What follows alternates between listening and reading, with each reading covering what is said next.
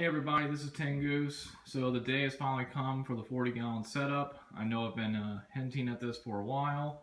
So I want to give you a quick run through of what I'm setting up. So it's a 40-gallon Clear for Life acrylic tank. If you guys recall, I have a 75-gallon Clear for Life already set up, and that one's been running for about a year now. I'm very happy with it. No problems with discoloration or scraping the acrylic as long as you have the right tools. So I would definitely recommend these and give you a closer look. I just got the basic setup. I didn't get the extra hood, so I'm running my own light on it. And this one I went ahead and elected for the solid black background. The other one I did not do that. Really wish I would have, because it's just a lot easier to set up. You know, black's a great color, or bring out the colors of your fish and plants. And now I don't have to mess with it. The other one, it kind of peels off a little bit. I'm constantly having to kind of, make sure it's reattached. So it's just a lot easier to get that background. They have other backgrounds you can choose from. It's fitting perfectly on the stand. So got those dimensions. I mean, just about right. Not much wiggle room, but it fit perfectly in. And show you what I did for the setup inside. So we can get the light going here. Okay, so went ahead and mounted my power strip inside of here to kind of make sure I have drip loops in for everything, and it holds in there just fine. On the left side will be the canister filter, so I can run everything in here, keep everything nice tucked away. For the filter, I'm running a Hydor 250 Professional Series. It's a little 2-tray filter system with sponges, so we'll do maybe a little setup on that. But I have the Fluval on the other one. On this one, I figured I'd try something a little differently, so we'll see how that goes. Also running a AA green killing machine. You guys recall I have these in my other tanks. They've done a fantastic job.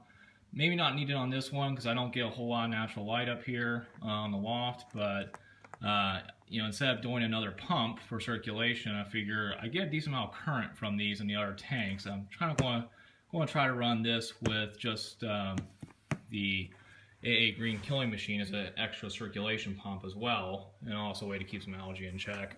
Your basic Hydor aquarium heater, 200 watt, and the Fenix 24/7 Planet Plus. So I have a 48-inch on my 75, and it's by itself and it's doing just fine.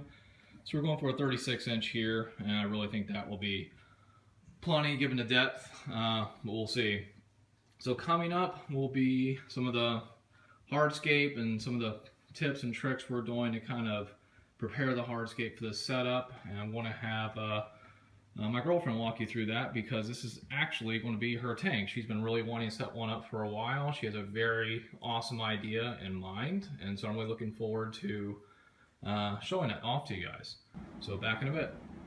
Okay, so here we are, Hardscape Central, and like I said, this is actually a tank that my girlfriend's been inspired to set up. She has some really cool fish species she's wanting to keep and a theme she's going for, so I'll let her walk you through that. But to start out, I wanted to show you some of the materials we're using. So you can see I'm using these drainage cells. So all you guys that are aquascaping out there know how hard it can be to kind of get things to keep their shape if you're just using the substrate, and how substrate's going to move around a lot.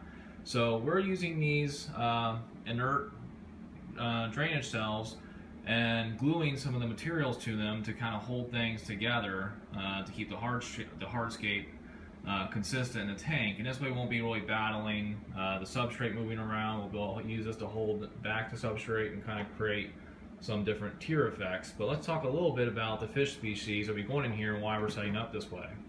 So we're going to have a couple different layers of fish, a couple different layers of scape, but on the bottom layer we're going to have these hills and these caves. We're going to be keeping Kribensis, Neolamprologus Brachardi, and Neolamprologus Daffodil, so they need territories. And so we are creating those territories using these caves. I am not as zen as you need to be to stack stones, so I am cheating and using super glue to keep the rocks together so that they don't move around. So as you can see, they're kind of stuck there. And then we're also using some of this really cool red rock that we found, which I won't be gluing, to create some more caves and habitats for those fish so that they will be happy and hopefully coexist well together, and reduce the aggression that they can have if they don't feel like they have an appropriate habitat.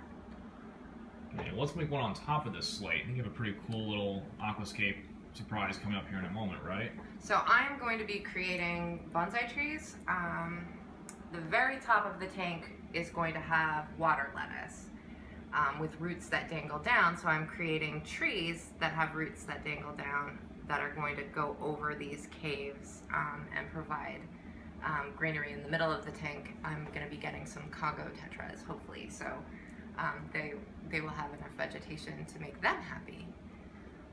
Okay, and for the plants, we'll be using Christmas moss to kind of fill out those tree effects, and I'll show you that setup and how we're escaping those in just a moment. Okay, so hopefully you guys can see how those pieces of slate and stones and drainage cells will go and support the structure. So it shouldn't be sliding around or too difficult to kind of keep this all together in the tank. And now we're just going to go ahead and pour the substrate around all this and then start getting ready to set up the tank. Okay, here are the plants for the setup. So getting all ready to go. Starting out with some Monte Carlo and some Italian Bell. It's interesting, we got this last week. I've been floating it in, not floating it, but have it sit in our tank for the last week. And if you can see, but in that last week, each one sent off like 2 or 3 more runners. So that's going to be awesome. Get that in the tank. We should have a full background of Italian Bell really quick. We got this pygmy chain sword for those to go in, regular Nubius, and some pennywort. So that's what we're going to go ahead and plant, and we're going to get started.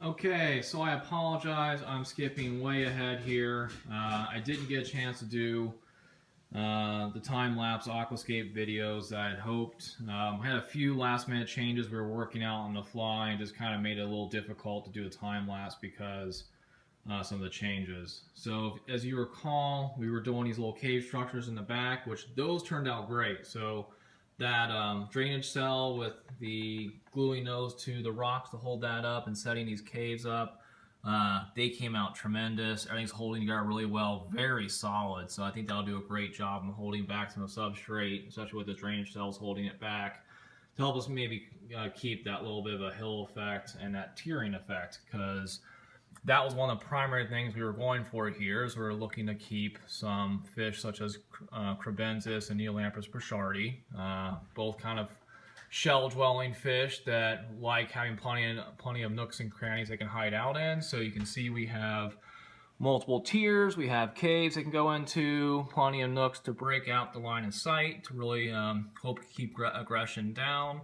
Ideally, we will get maybe 3 Kribensis and 1 or 2 Brachardi in this tank. We'll have to see just how people acclimate and if we need to split anyone up. But so I'm happy about that.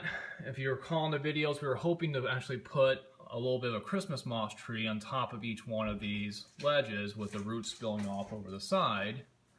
And what happened was we mismeasured that a little bit compared to the wood we had, and determined that that really wasn't going to look that great. And so we were making a lot of adjustments on the fly, making some cuts and changing up the wood specs to make it look like this. So kind of like the dead driftwood drifting off the ledge on both sides. It looks amazing. I actually like it a little better than what we were originally planning on doing.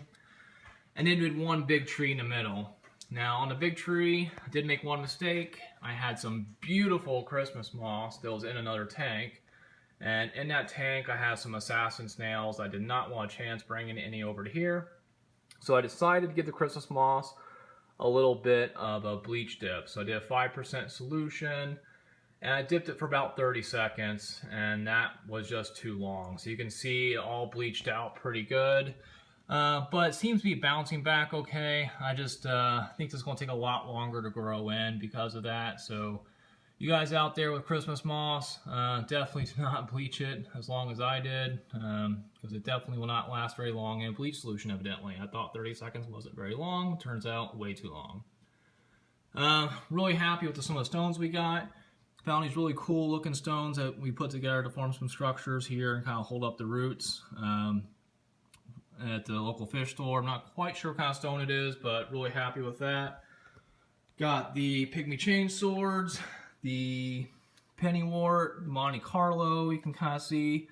Our plan to grow all those around those little caves. The Italian Val in the back. Let's see, Anubias here in the front left.